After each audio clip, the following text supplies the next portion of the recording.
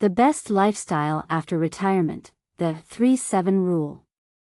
We often hear phrases like, drink just enough to get slightly tipsy, eat until you're 70% full, and savor books at 70% comprehension.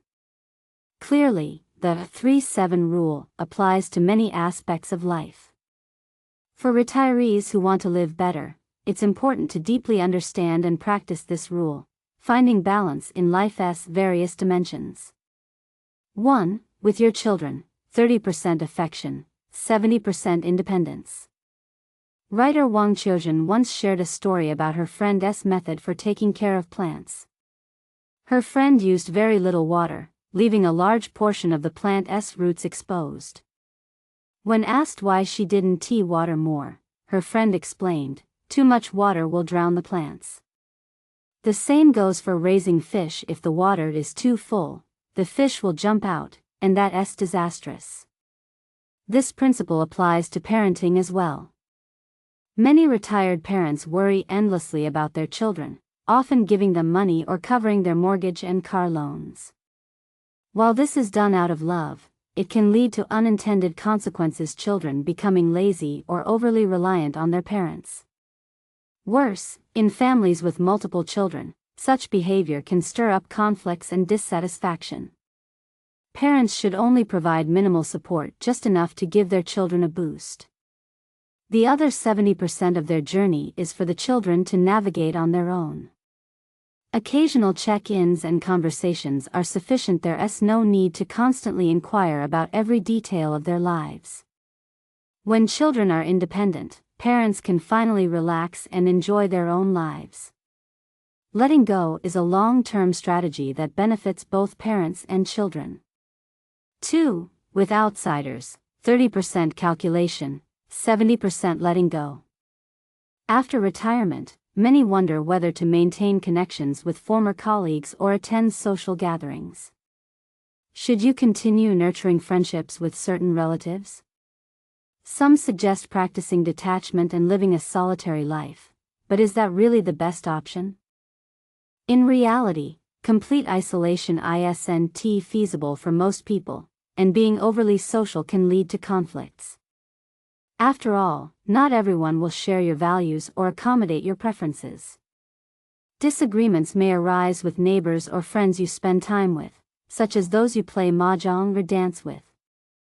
As we age, we need to develop a broader mindset, one that tolerates the imperfections of others, especially old colleagues, neighbors, and casual acquaintances.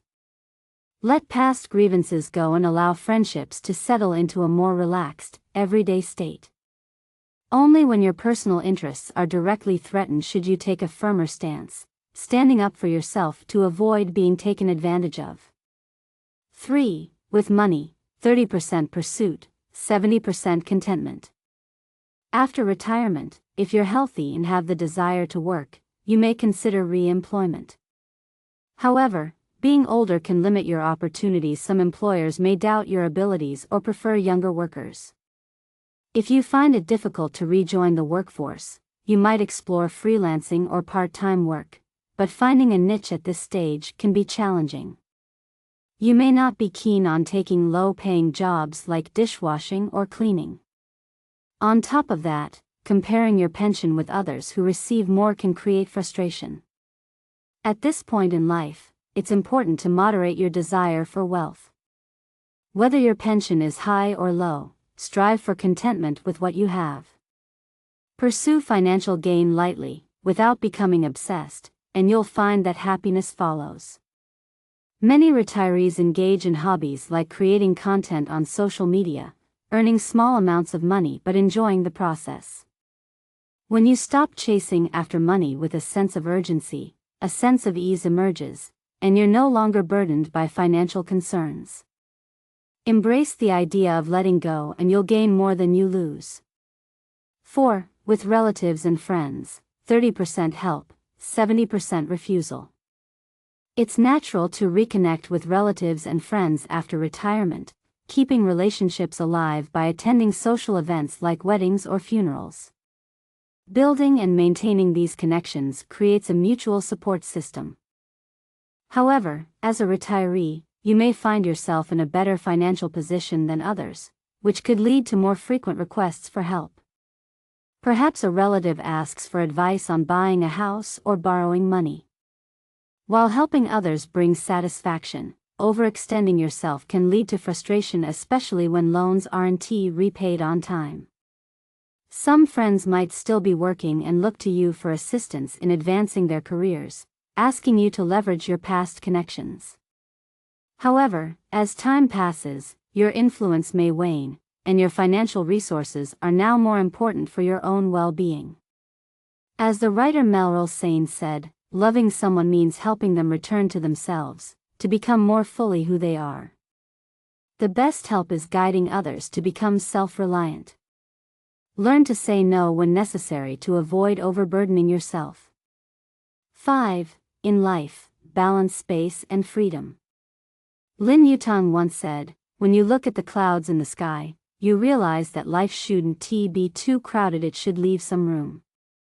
Indeed, when the clouds are sparse, we can leisurely watch them drift by.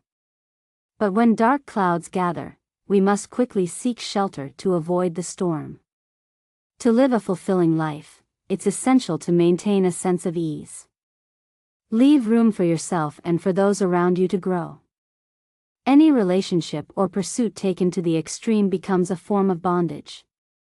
Gripping anything too tightly will only hurt you.